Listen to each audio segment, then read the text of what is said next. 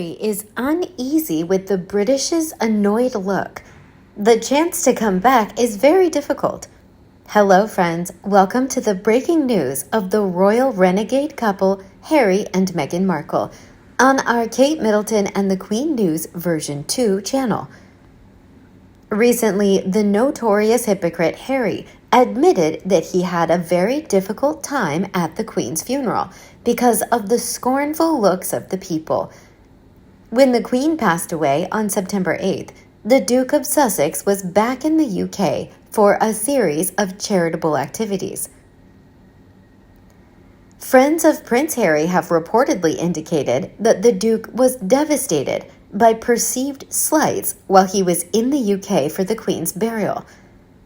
The last chapters of the Duke of Sussex's forthcoming autobiography are anticipated to cover some of the circumstances leading up to the late monarch's passing on September 8th.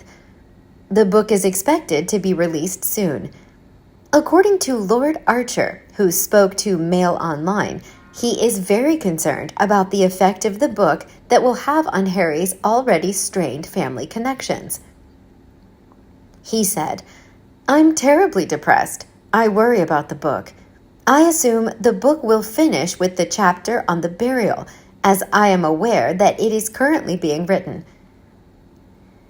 The book was supposed to be published in November, just in time for Christmas, but rumors claim that this has been postponed after Harry made an 11th-hour effort to change it due to concerns that it would be disrespectful given the recent demise of the Queen.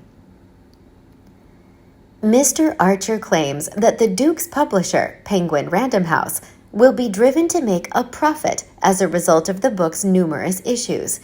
He stated, "They gave him a big payment, perhaps £20 million. If you receive $20 million, do you want to make it all better?"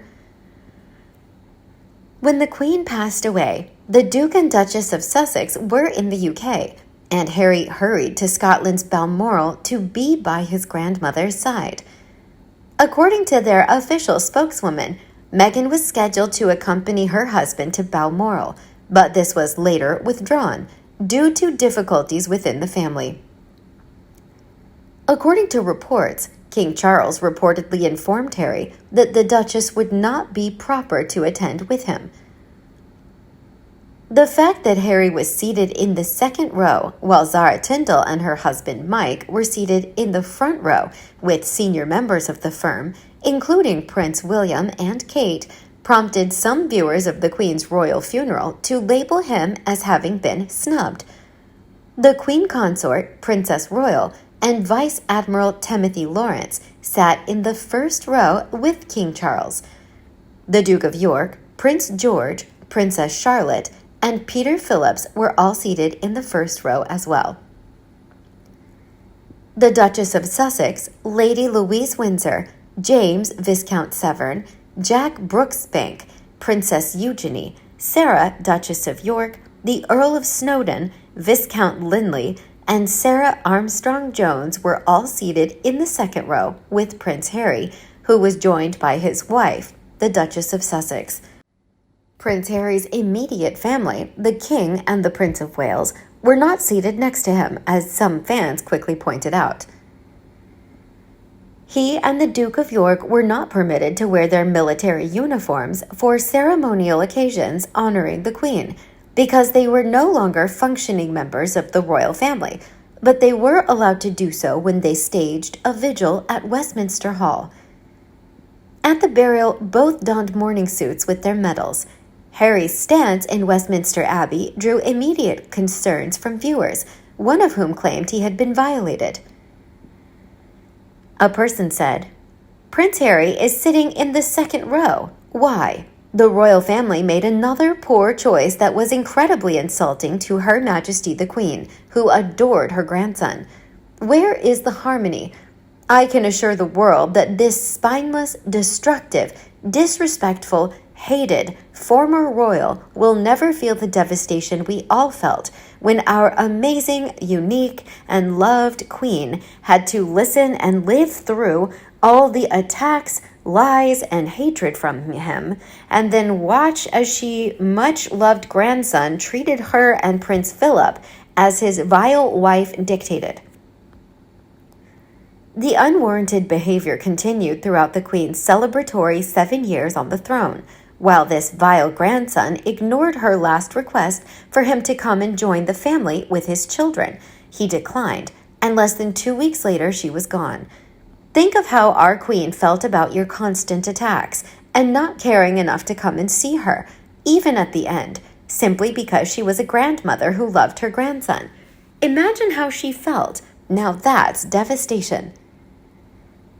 The only snub that most people saw was when the gruesome twosome did not join the Queen at Balmoral when invited and when she was still alive. Also when they didn't have the decency to stay until his grandmother's jubilee had finished. They are the ones who have done the snubbing when they jumped from being senior royals to scrambling celebrities with very few skills and no work ethic. That they had to make up ridiculous stories belittling the royals and the Queen's monarchy. They also snubbed Harry's family and homeland. Once they would have lost their heads with their treasonable acts and would now be long gone forgotten traitors. Harry hasn't worked out what the Queen's unexpected death means for him yet, but Meghan has. Behind her grinning mask, she knows the Queen's unexpected death has destroyed her plans. What we saw of Harry and Meghan after the Queen's death and the funeral was not grief, it was fury. Meghan intended that Harry's book would be in circulation, while Charles was still Prince of Wales. He and Camilla were still easy targets, and William was still Harry's equal. She planned to use the allegations in the book to downgrade William and Catherine and paint them as old-fashioned and an organization out of date with no relevance in today's world. However, making that allegation about a king, and to have seen how our constitutional monarchy works, to see the value our people place on the monarchy, to watch as most of the world paid tribute, and see their envy of our systems of government must have put her in deep shock. There is no granny to get around. Charles is now king. A king who has been messed about, who despite his kindness and welcome, has been accused of all sorts of lies to blacken his name. A king who now has all the power, and who has demonstrated that Harry and Meghan have no future in the UK. The final nail in their coffin was William and Catherine becoming Prince and Princess of Wales and inheriting the Duchy of Cornwall. What a silly man-child Harry is. Judging from his face on the few occasions he's been here since Megxit, there's been an awful lot of snubbing going on in his mind. All he can play now is the victim card, and that is wearing very thin, even with his so-called friends in California. Harry is not eligible to appear with the royal family any more days. A week at the Queen's funeral was more than enough. He should feel lucky to be there at all. Although the unity of the royal family was demonstrated in a week, royal fans never forgot what Harry accused his grandmother of. Among other lies, he and Meghan accused the Queen of not giving Archie a title. No wonder she didn't want him in the front row of her funeral. They walked out on her, the family, the job, and the country. Their choice. They've then trashed all of those in order to make money. He may once have been a favorite of the Queen, although that designation has been applied to several others too. He lost that when he walked out. What do you think about the retribution Harry suffered after betraying the royal family? Let us know your thoughts below in the comment section. We hope you found this video helpful. Don't forget to leave a like, share, and subscribe to the channel if you like it. Thank you for watching this newsletter. See you in the next videos. Goodbye.